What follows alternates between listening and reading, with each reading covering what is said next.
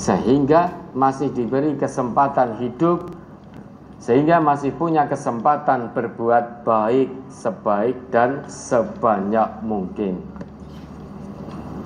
Ya, kalau ini dawuh Rasulullah, tinggal sami'na wa ata'na, tinggal laksanakan. Pasti baiknya melaksanakan dawuh Rasulullah, pasti baiknya, tidak mungkin tidak baik. Ya, ada lagi. Masih berkaitan dengan hadis tersebut, dalam mengajarkan sholat pada anak usia dini di sekolah, guru memberikan contoh bacaan dan gerakan sholat agar anak benar dalam melafalkan dan melakukannya. Terkadang guru pada waktu mengajarkan menghadap ke anak dan memberinya contoh gerakan dengan berlawanan dengan anggota tubuh anak. Misalnya pada waktu duduk akhir dan menunjuk jari dengan tangan kiri. Apakah diperbolehkan, Ustaz? Tidak boleh.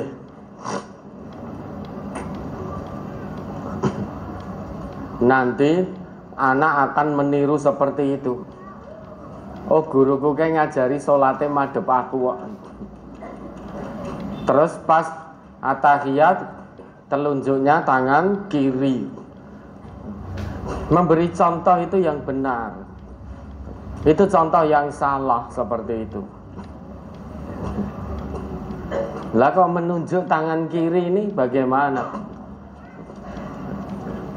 Anak segitu usia itu bisanya hanya merekam, belum bisa mencerna.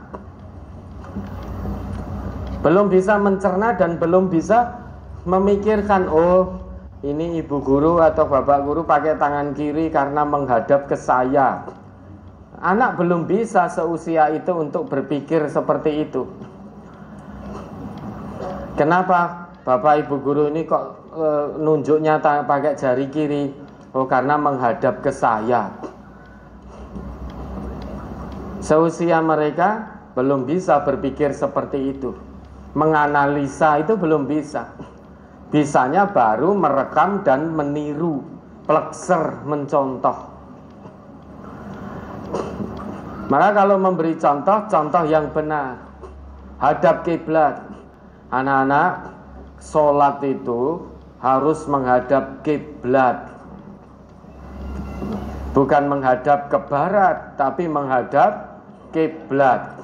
Hanya kebetulan negeri kita ini berada di timur Ka'bah, sehingga kadang mau sholat itu tekon kulone ngendi,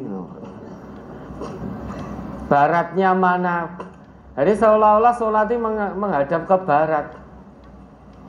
Sholat itu menghadap ke kiblat. Kalau wilayah yang ada di sebelah barat Ka'bah, maka dia akan sholat menghadap ke timur. Nah, nanti kita pas ada di posisi itu, di wilayah itu, lihat lagi sholat tok madhep ngetan nih karepe piye. Sholat itu menghadap ke kiblat. Anak-anak, sholat tidak sah kalau kita sengaja menghadap selain ke kiblat. Kalau itu sengaja dan tidak ada uzur yang dibenarkan oleh syariat, seperti ketika naik kendaraan misalkan, maka sholat kita tidak sah. Lihat ibu guru, lihat bapak guru, kita menghadap ke kiblat.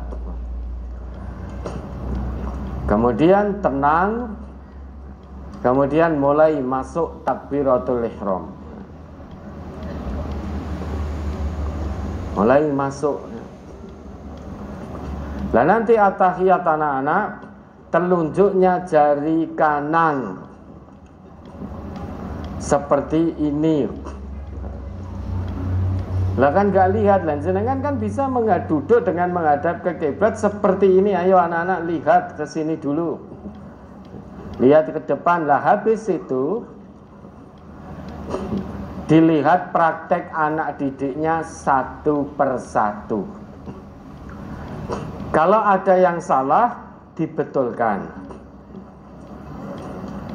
Begitu gerakannya salah, bacaannya salah, saat itu dibetulkan, insya Allah akan terngiang terus dalam ingatan anak didik. Karena langsung dibetulkan. Oh, nunjuknya jangan pakai jari kiri.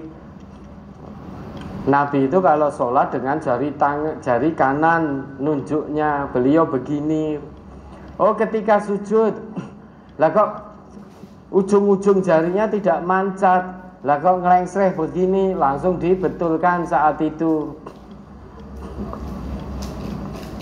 Karena perintah Nabi itu kalau sholat salah satunya itu ujung dua tapak kaki ini harus mancat, harus nempel gitu, harus mancat begitu, apa namanya? Gini loh,